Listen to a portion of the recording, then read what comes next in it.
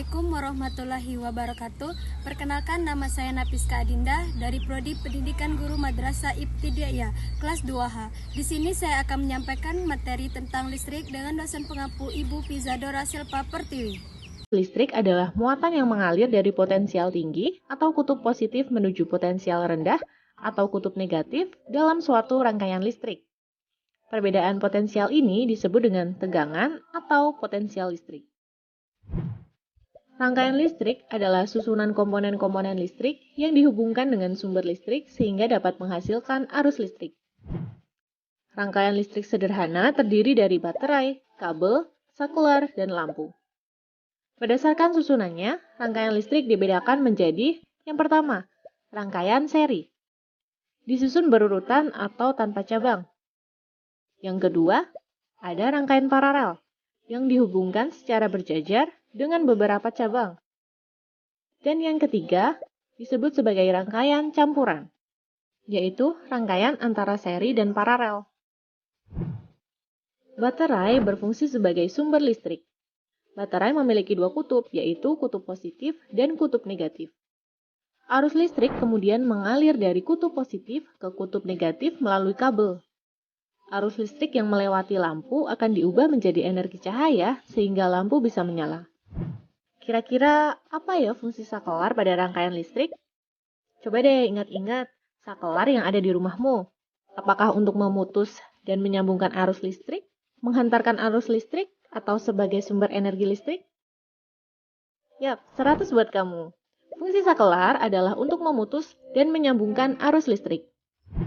Komponen yang berperan untuk menghantarkan listrik adalah kabel. Kabel terbuat dari tembaga yang bersifat konduktor. Selain tembaga, baja, aluminium, seng, emas, dan perak juga bersifat sebagai konduktor.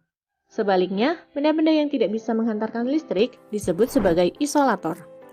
Misalnya seperti plastik, kayu, udara, kertas, dan karet. Tapi ada juga loh bahan yang bersifat keduanya, dikenal dengan nama semikonduktor. Bahan semikonduktor ini akan bersifat isolator pada suhu rendah, tetapi bisa bersifat konduktor pada suhu tinggi. Contohnya seperti karbon, silikon, dan germanium. Lalu dari mana saja ya energi listrik bisa diperoleh? Energi listrik berasal dari sumber-sumber listrik. Dari contoh rangkaian listrik sebelumnya, sumber listrik yang digunakan adalah baterai.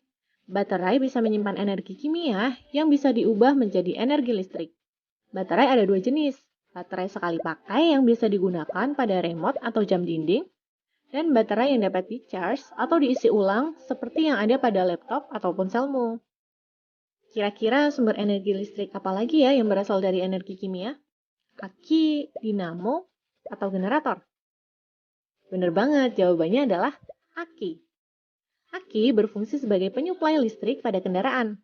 Aki juga memiliki dua kutub dan mengandung larutan asam sulfat sebagai elektrolit.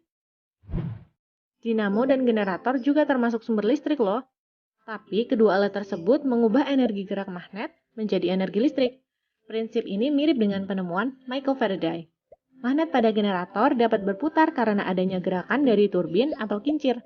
Sumber energi penggerak turbin inilah yang membedakan jenis-jenis pembangkit listrik. Selain energi kimia dan energi gerak, listrik juga dapat dihasilkan dari energi cahaya loh. Contohnya pada pembangkit listrik tenaga surya atau PLTS yang memanfaatkan cahaya matahari. Bahkan, penelitian terbaru sedang mengembangkan energi listrik dari proses fotosintesis pada tanaman loh. Namanya adalah biofotovoltaik.